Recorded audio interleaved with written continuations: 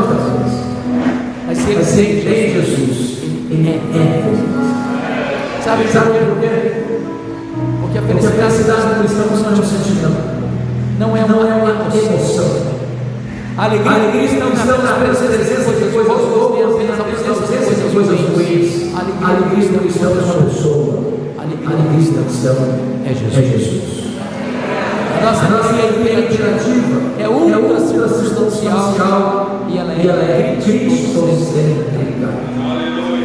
Agora, eu não preciso ser de entendedor da alma humana para perceber que todos os crentes salvos pela graça estão desprezando essa alegria. Há muitos crentes, irmãos, que parecem uma alma desprezando. A pergunta é: quem está esperando na alma dos crentes? Isso aqui é a igreja. Quais são os ladrões da igreja? Esta carta é a carta da alegria. Cada carta desta carta, Paulo se ladrão. Quais são eles? Com a Bíblia aberta comigo. Em Filipenses, não se precisa dessas razões. Primeiro ladrão está no capítulo 1, versículo 12. Paulo diz assim: meus irmãos, eu quero ser que as coisas que me aconteceram tenham contribuído para o progresso do Evangelho. Presta atenção. As coisas que me aconteceram, as coisas que me têm acontecido, as coisas que nos acontecem são as circunstâncias da vida. E as circunstâncias me primeiro ladrão. Sabe por quê? Porque as circunstâncias acontecem aqui, você gostando do seu, planejando do seu. As circunstâncias acontecem ao arrepio da sua vontade, a rebelião do seu querer, e põe a sua vida às vezes de ponta cabeça. É uma ciência grave, é uma doença súbita, é um divórcio amargo, é um luto doloroso, é uma traição do sócio da empresa, é uma decepção amorosa, é um casamento de 30 anos que se desfaz, é um filho que se envolve com as drogas e transtorna a saúde emocional da família, é uma filha que vai para o altar no dia do casamento para descobrir que casou com um homem rude que vai transtornar a sua história. Se você não tomar cuidado, essas circunstâncias levam embora a sua alegria. Circunstâncias.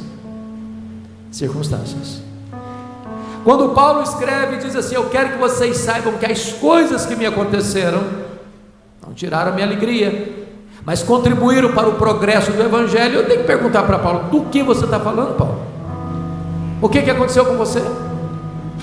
Que circunstâncias são essas? E ele poderia resumi-las para nós assim: eu fui perseguido em Damasco, eu fui rejeitado em Jerusalém, eu fui esquecido em Tarso, eu fui apedrejado em Listra, eu fui açoitado em Filipos, eu fui escorraçado em Tessalônica, eu fui enxotado de Bereia, eu fui chamado de tagarela em Atenas, eu fui chamado de impostor em Corinto, eu enfrentei feras em Éfeso, eu fui preso em Jerusalém, eu fui acusado em Cesareia, eu enfrentei um naufrágio para Roma, eu fui picado por uma cobra em Malta, eu cheguei em Roma preso e algemado. Mas eu quero que vocês saibam que as coisas que me aconteceram têm antes contribuído para o progresso do Evangelho. Esse homem não crê em acaso, esse homem não crê em sorte, esse homem não crê em azar, esse homem não crê em determinismo cego, esse homem não crê em misticismo, esse homem não crê em olho gordo, esse homem não crê em macumba para crente. Esse homem sabe que a mão de Deus dirige o seu destino, porque ele está preso em Roma. Ele testemunha no capítulo 1, 3 coisas aconteceram. Primeiro, as igrejas foram mais encorajadas a pregar. Quando viram Paulo preso, trabalhando mais do que eles, estavam livres, eles se mexeram, porque para Paulo, quando ele era preso, só mudava o campo missionário.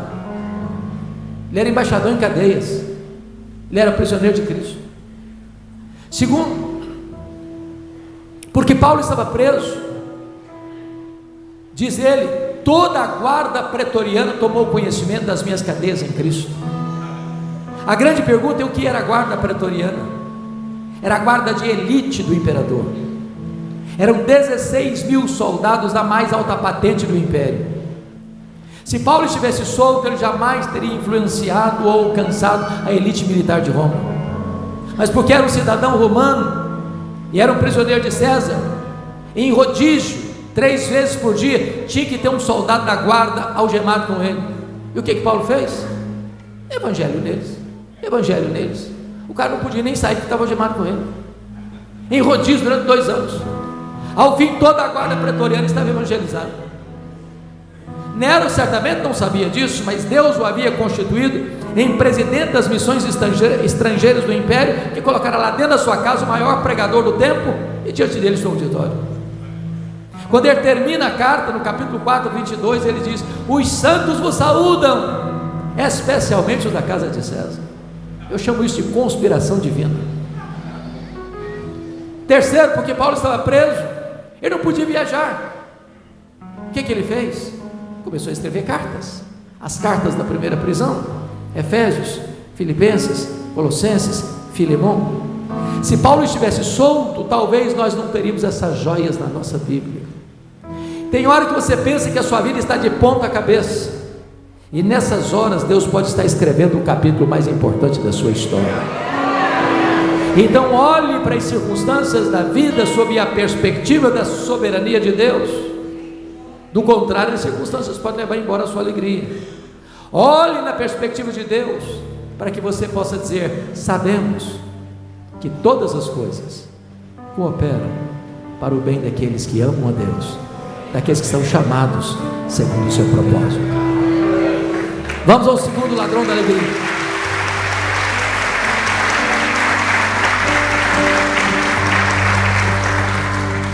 O segundo ladrão da alegria está aí no capítulo 2, versos 3 a 5. Paulo diz assim: nada façais por partidarismo ou vanglória, mas por humildade, considerando cada um outro superior a si mesmo. Não tem em vista o que é propriamente seu, senão também cada qual que é dos outros. Tende em vós o mesmo sentimento que houve também em Cristo Jesus. O segundo ladrão da alegria são as pessoas. E eu preciso admitir que nós sofremos mais por causa de gente do que por causa de coisas. As pessoas nos fazem sofrer mais do que as circunstâncias. Sabem por quê? Porque as pessoas nos decepcionam, e nós decepcionamos as pessoas.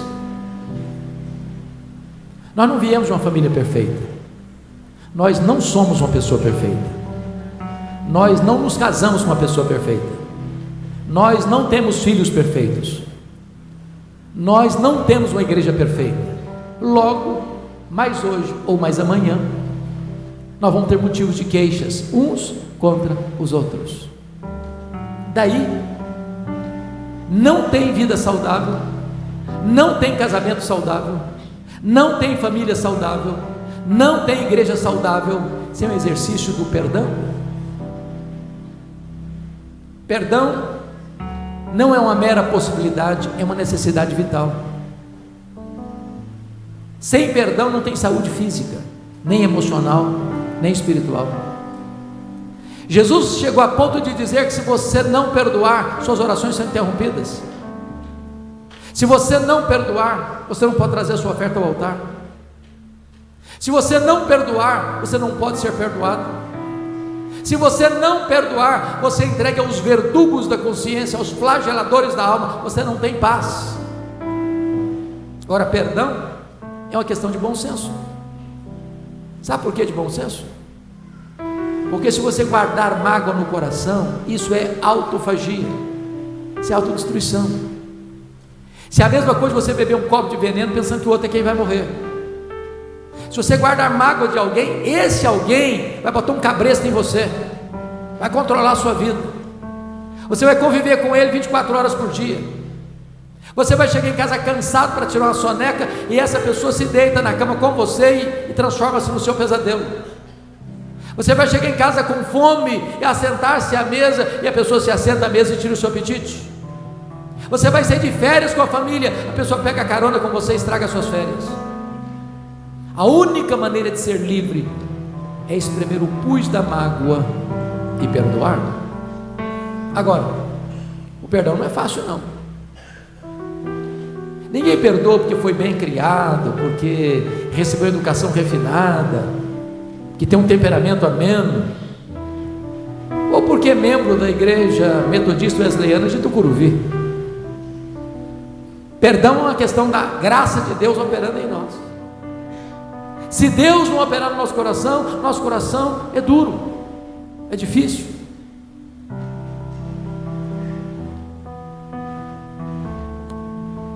Talvez de todas as dores que eu já senti na vida, e já senti tantas, a mais aguda foi no dia 2 de agosto de 1982. Eu estava começando meu pastorado em Bragança Paulista. Eu sou pastor, eu sou filho caçula, pastor Silmar. E o meu irmão acima de mim, no dia 1º de agosto de 82, completou 27 anos, pai de 2 crianças. No dia 2 de agosto, no dia seguinte, ele foi brutalmente assassinado, com 11 golpes de faca, todos mortais, pelo primo primeiro da sua mulher, gente criada junto conosco. A dor foi tão avassaladora que quando eu recebi o telefonema, eu perdi a voz. Depois que Deus restaurou minhas forças, entretanto, a primeira palavra que Deus botou na minha boca foi esta: eu perdoo o assassino. Eu não tinha outra opção. Ou perdoava ou adoecia, ou perdoava ou minha vida transformar-se-ia no inferno, ou perdoava ou teria que abandonar o ministério. Mas eu posso lhes garantir que o perdão é maior que o ódio. O perdão é maior que a sede de vingança. O perdão cura, o perdão liberta, o perdão restaura. O perdão é a asepsia da alma, é a faxina da mente, é a alforria do coração. Porém, eu só fui entender perdão no dia que eu entendi uma parábola que Jesus contou, a parábola do credor incompassivo. Jesus contou que um rei acertava conta com seus súditos e encontra um que lhe devia 10.000 talentos. Não tendo com que pagar, o homem pediu paciência e o rei disse: tá bom, eu vou perdoar você a dívida de 10.000 talentos. O homem perdoado lá na frente encontra um conservo que lhe devia 100 denários. Também não tendo com que pagar, pediu clemência e disse: não, eu não tenho paciência não, paga o que você me deve, senão eu boto você na cadeia. O rei ficou sabendo disso, ficou irado, mandou chamar aquele homem de servo malvado. Eu perdoei a você 10.000 talentos, você não pôde perdoar 100 denários, pois agora você vai ser entregue aos verdugos, aos flageladores, até que pagues o último centavo. Jesus termina a parábola assim: assim vosso Pai Celeste vos fará, se do íntimo não perdoardes uns aos outros. Eu confesso, pastores, que a parábola terminou e eu não entendi quase nada. Quase nada. Sabe por que eu não entendi quase nada? Eu não sei quanto vale 10.000 talentos. Também não sei quanto vale 100 denários. Não é a nossa moeda. Ficou dito pelo não dito. Na verdade, Jesus não contou apenas uma parábola, ele contou uma hipérbole. Nenhum judeu podia dever no primeiro século 10.000 talentos. O que são 10.000 talentos? Um talento são 35 quilos de ouro. 10.000 talentos são 350.000 quilos de ouro. Para vocês terem uma ideia, no tempo áureo de Israel, mais rico e mais próspero de Israel, o que entrava nos cofres do Estado durante um ano eram 666 talentos, na época de Salomão. No primeiro século, todos os impostos da Galileia, Judeia, Pérea, Samaria, durante um ano, eram 800 talentos. 10.000 talentos eram todos os impostos da nação durante 13 anos. Naquele tempo, o salário de um trabalhador era 1 denário por dia. Para um cidadão juntar 10.000 talentos ganhando 1 denário por dia, ele teria que trabalhar 150.000 anos. Portanto, a dívida é o quê? Impagável.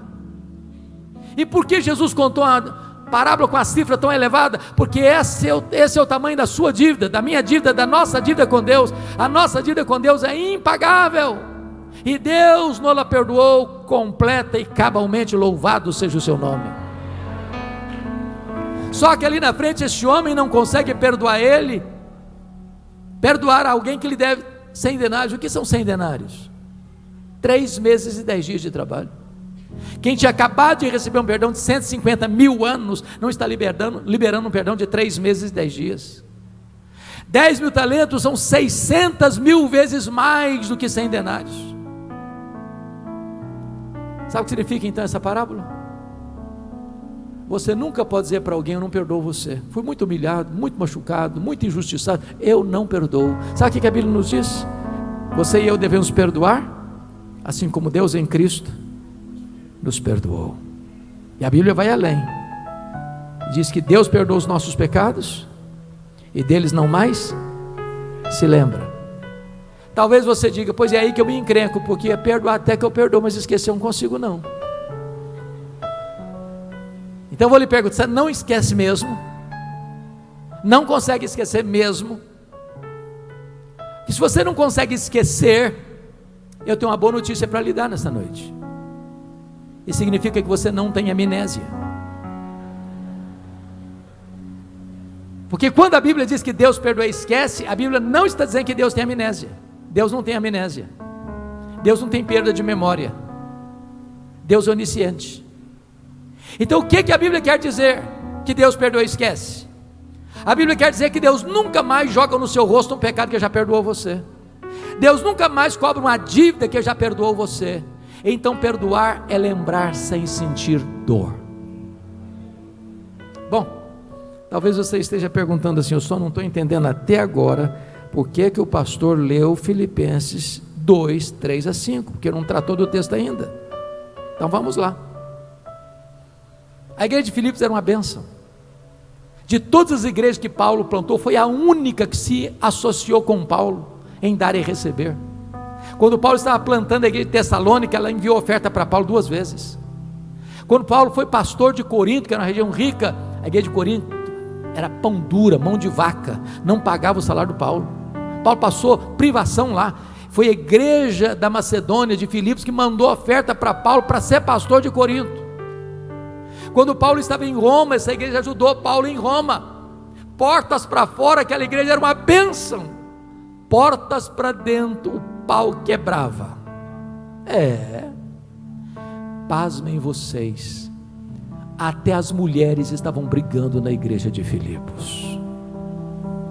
Dizem por aí que quando as mulheres na igreja começam a brigar, é porque a coisa está feia mesmo.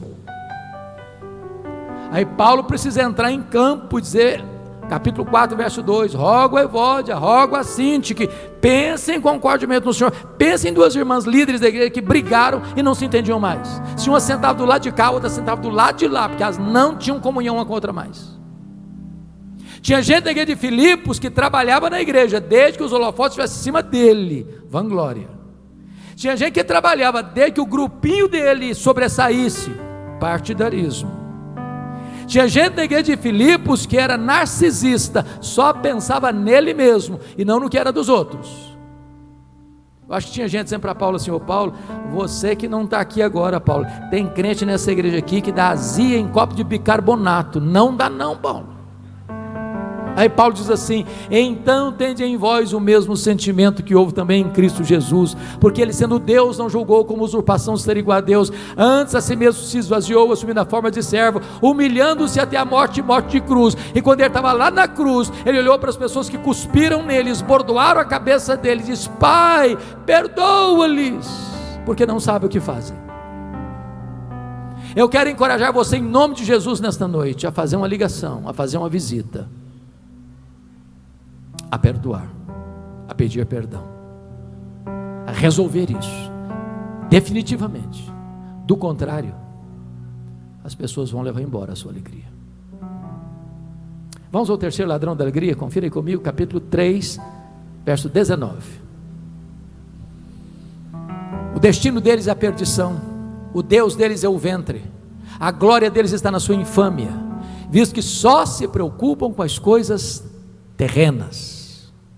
O terceiro ladrão da alegria, eu acho que nem tem aqui em São Paulo. Preocupação com dinheiro.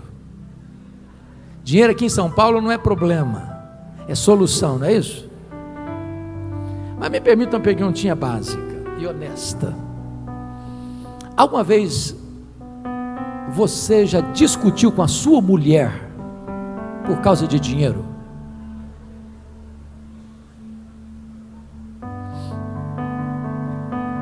Alguma vez você já discutiu com o seu marido por causa de dinheiro?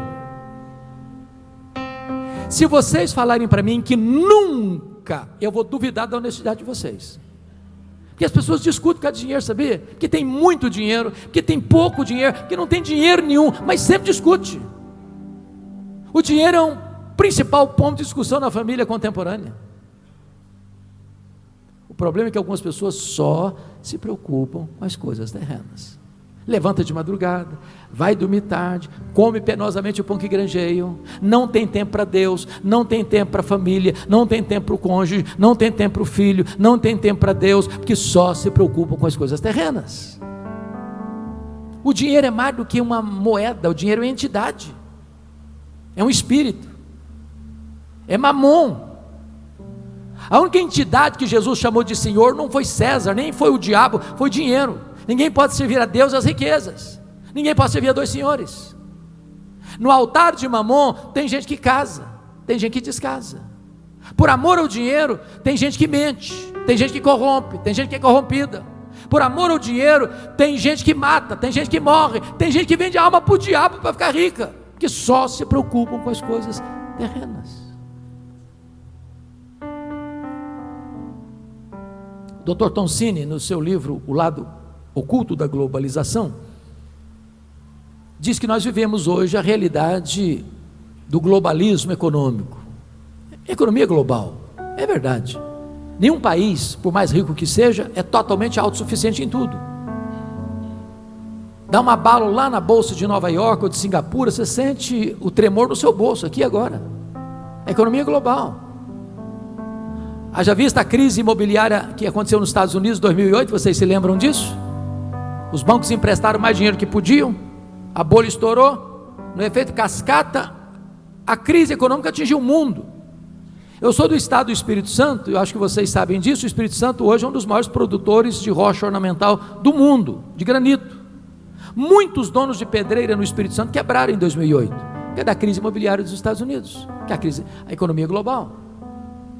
Nessa economia global, mais de 50% da riqueza do planeta está nas mãos de pouco mais de 100 empresas particulares. Há empresas mais ricas do que países. A Toyota é mais rica do que a África do Sul. A GM é mais rica do que a Noruega. O Walmart é mais rico do que dezenas de nações. O problema é que nessa economia globalizada as empresas querem mais do seu tempo e mais do seu dinheiro. E para essa máquina girar, é preciso que você consuma mais, e nós entramos de cabeça no consumismo. Por exemplo, na década de 50, alguns já tinham nascido aqui, inclusive eu, consumíamos 5 vezes menos do que consumimos hoje. Não éramos menos felizes por isso. Na década de 70, 70% das famílias dependiam de apenas uma renda para manter toda a casa. Hoje, mais de 70% das famílias dependem de 2 rendas para manter o mesmo padrão. O luxo do ontem tornou-se necessidade do hoje. Eu já vi, não sei se vocês, um menino que ainda não aprendeu a falar papai e mamãe, ganhar um telefone celular top de linha. Eu não sou referência, que fui criado na roça, pé descalço. O único brinquedo que eu tive comprado em loja foi um carrinho de plástico de 5ª categoria. O que eu posso lhes garantir é que eu sobrevivi. E nem fiquei traumatizado por causa disso também não. Hoje você dá um brinquedo, porque na verdade uma criança quando nasce hoje já tem mais brinquedo que consegue brincar a vida inteira. Você dá um brinquedo para uma criança hoje, ela brinca longas 2 horas, encosta no canto e é sucata, e que é outro. E se não der, ela entra em crise emocional, tem que levar para o psicólogo. Eu tenho um amigo que tem 3 mulheres.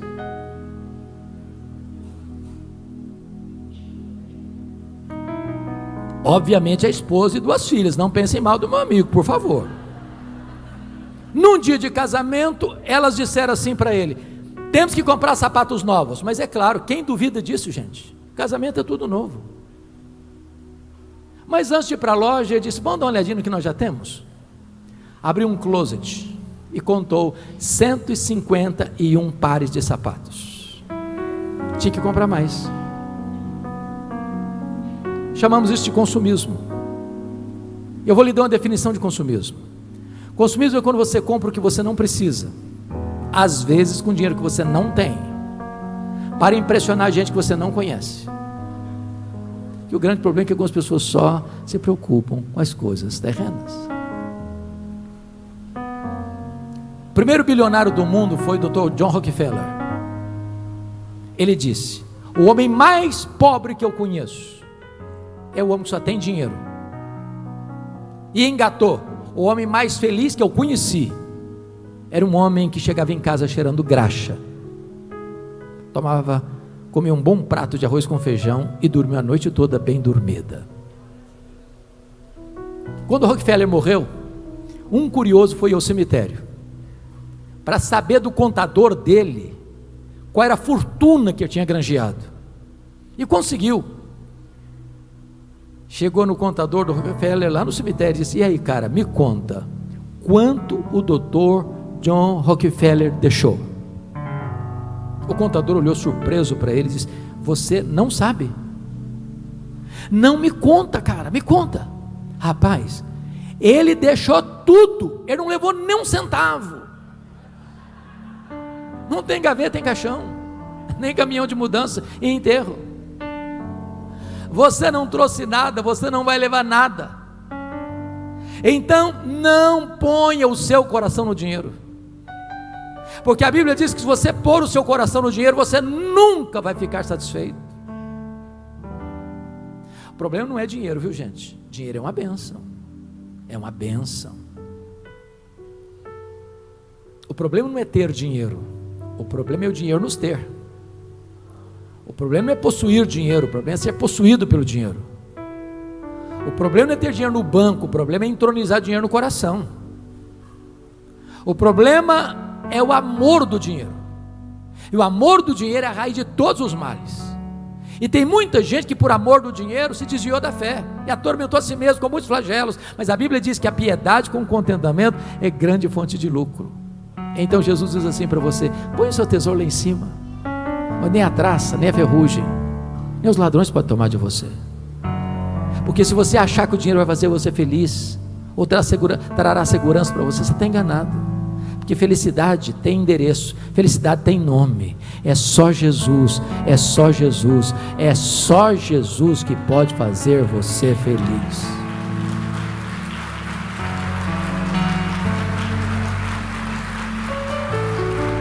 Vamos ao quarto ladrão da alegria. Confira comigo capítulo 4, versos 6 e 7. Paulo diz assim: não andeis ansiosos de coisa alguma, em tudo porém sejam conhecidas diante de Deus as vossas petições pela oração e pela súplica com ações de graças, e a paz de Deus, que excede todo entendimento, guardará o vosso coração e a vossa mente em Cristo Jesus. O quarto ladrão da alegria é a ansiedade. Me permita uma pergunta: você conhece alguma pessoa ansiosa? Conhece? Já viu alguma pessoa ansiosa hoje? Tem certeza? Você se olhou no espelho antes de vir para cá? Você é daquele tipo de pessoa que fica roendo as unhas? O problema está lá na China, você pensa que está batendo na porta da sua casa? Vai fazer uma prova, um exame, um concurso, dá um suador na mão e um apagão na memória? Você é daquele tipo de gente que quando não tem problema, você cria um que não sabe viver sem problema? Dr. Rollo May disse que a ansiedade é um mal dessa geração. Atinge pessoas de todos os credos, de todos os estratos sociais, de todas as faixas etárias. Pasmem vocês, vou falar baixo que tem criança no auditório. Até as crianças estão ansiosas hoje. Hollywood fez uma pesquisa sobre isso e descobriu que as crianças estão ansiosas porque elas gostam de filmes, de brinquedos e de jogos de ação. Se um dia você tiver coragem de assistir toda a programação infantil da televisão, você não dorme de noite com a luz apagada. É muita violência. Eu gosto muito de brincar com as crianças, sempre gostei. Um dia eu cheguei, pastor, lá em Vitória, na igreja, e tinha uma criança assim, brincando, parecia que ela estava tranquila. Eu fui me aproximando de mansinho, observando, e disse: filha, que vidona, hein? Ela voltou-se brava para mim com o dedo em riste. O senhor é que pensa.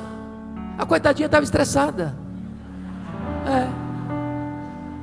Ansiedade. Sabe o que significa a palavra ansiedade na língua grega? Estrangulamento. Apertar o pescoço. Tira o oxigênio. E Jesus foi categórico sobre o assunto, dizendo o seguinte: a ansiedade é inútil, porque ela não pode ajudar você a acrescentar 45 centímetros no curso da sua vida, um côvado. Mas sabe por que é inútil? Porque estatisticamente falando, 70% dos assuntos que deixam você tomado pela ansiedade nunca vão acontecer. Nunca. Aí você sofreu antecipadamente, aí você sofreu desnecessariamente, e se o problema vier de fato acontecer, você vai sofrer 2 vezes, sem forças para enfrentar o problema. Alguém já disse que depressão é excesso de passado, estresse é excesso de presente, ansiedade é excesso de futuro. Tem gente que diz que ansiedade é ser crucificado entre 2 ladrões: a culpa do passado e a preocupação do futuro. A ansiedade, além de inútil, disse Jesus, ela é prejudicial. Sabe por que prejudicial?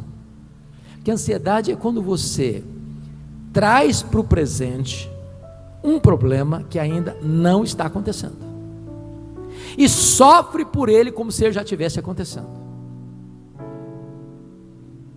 Deixa eu ilustrar isso.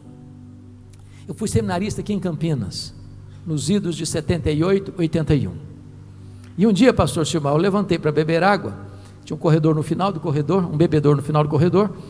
Eu estou indo devagarzinho para não acordar ninguém, quando de repente eu olho a porta do quarto de um colega aberta.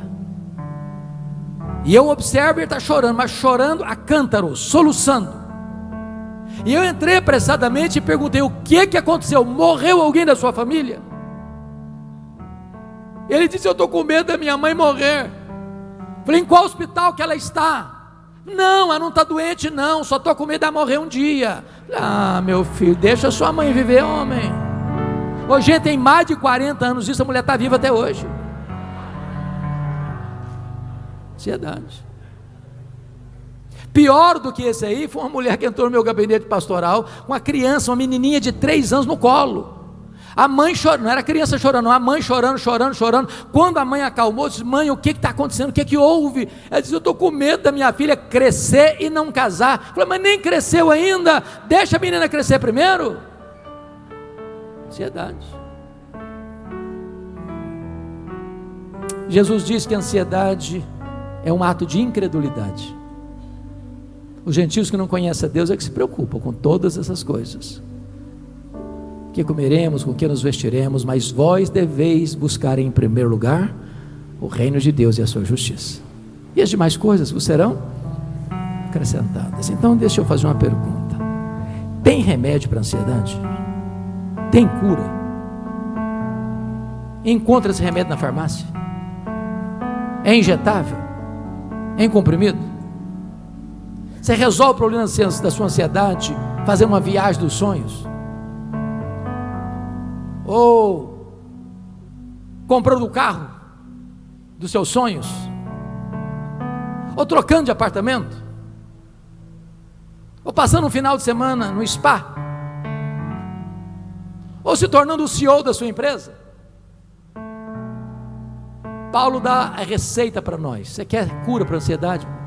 Pegue a receita de Paulo. Ele diz: não andeis ansiosos de coisa alguma. O que é coisa alguma, hein? É coisa alguma, não precisa de legenda não, está claro, né?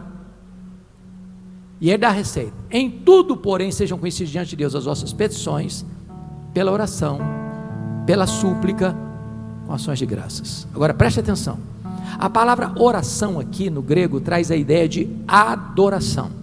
Então Paulo está ensinando para nós 3 soluções para a ansiedade. Primeiro, você resolve a ansiedade adorando a Deus. Segundo, você resolve a ansiedade suplicando a Deus. Terceiro, você resolve a ansiedade dando graças a Deus. Agora, qual é a diferença entre adorar a Deus e dar graças a Deus? Você adora a Deus por quem Deus é, e você dá graças a Deus pelo que Deus faz. Então eu vou fazer uma oração de adoração, porque é o que Paulo está mandando fazer para resolver o problema da ansiedade. Eu chego diante de Deus para adorar, diz: meu Deus, eu quero te adorar porque tu és o Deus da minha vida, tu és o meu Criador, tu és o meu provedor, tu és o meu protetor, tu és o meu consolador, tu és o meu redentor. Eu quero te adorar porque tu és o único Deus vivo e verdadeiro, tu és o Deus autoexistente, tu és o Deus imenso, tu és o Deus infinito, tu és o Deus eterno, tu és o Deus imutável, tu és o Deus onipotente, tu és o Deus onipresente, tu és o Deus onisciente, tu és o Deus transcendente, tu és o Deus soberano. Eu quero te adorar porque tu és o Deus justo, verdadeiro, santo. Não quero te adorar porque tu és a minha alegria, porque tu és a minha paz, porque tu és a minha justiça, porque tu és a razão da minha vida, em nome de Jesus, amém.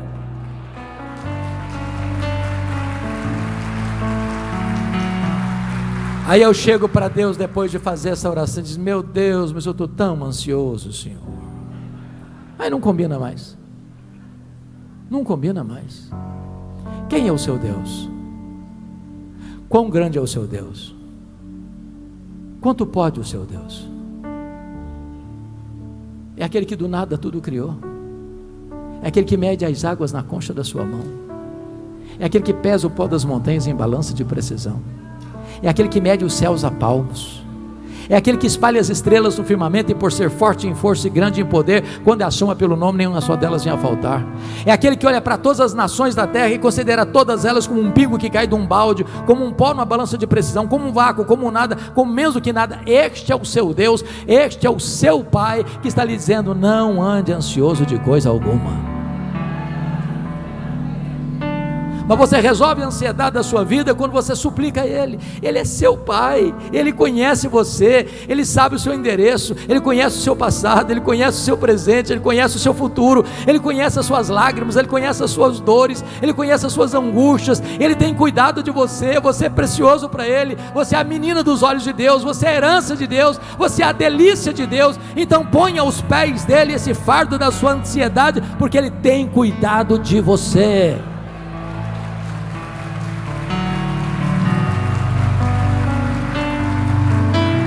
Mas Paulo diz que você vai resolver o problema da ansiedade quando você começa a dar graças a Deus por aquilo que já tem feito.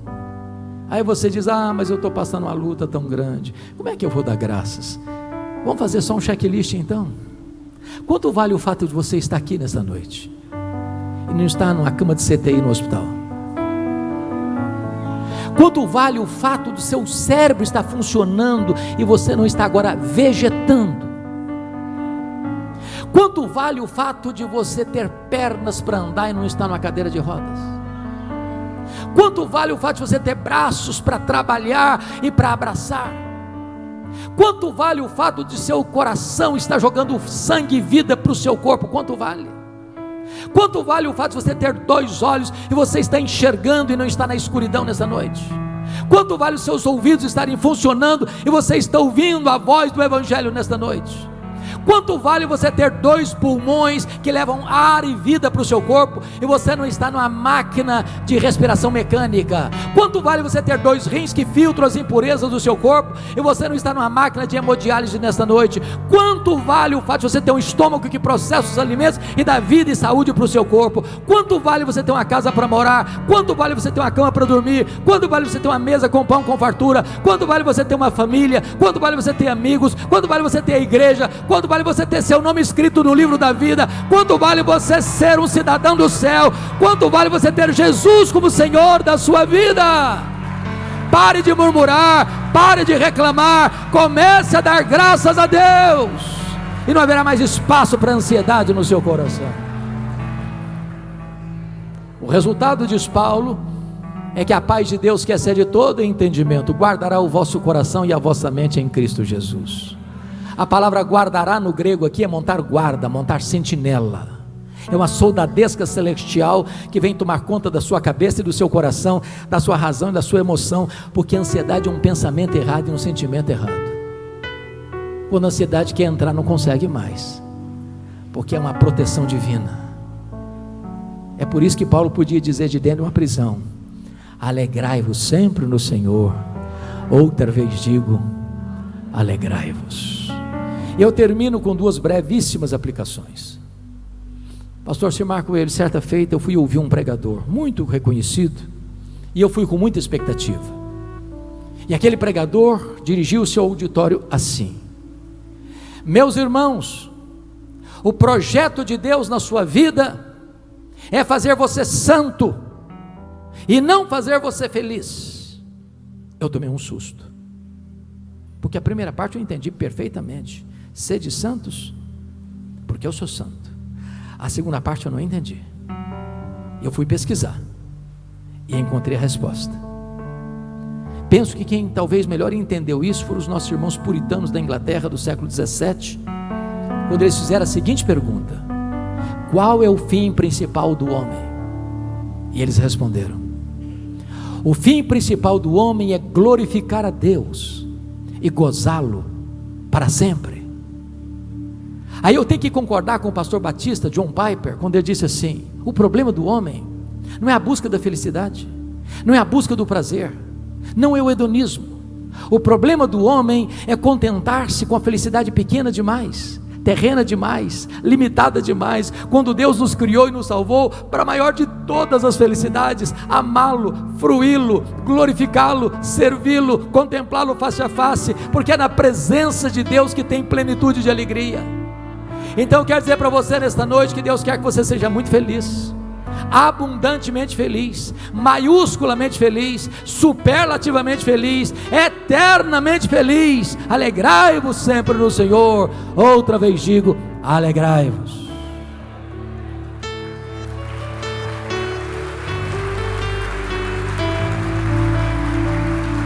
Mas a segunda e última aplicação, na verdade não é uma aplicação, é uma pergunta.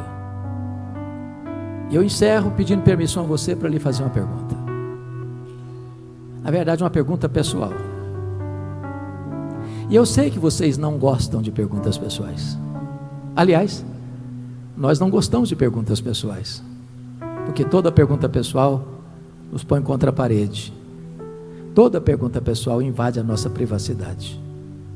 E nós não gostamos que ninguém invada a nossa vida sem pedir licença. Mas vou lhe fazer esta pergunta como se nós estivéssemos uma conversa bem particular. E a pergunta é esta: você é uma pessoa feliz? Que Deus nos ajude a dar essa resposta nesta noite. Amém.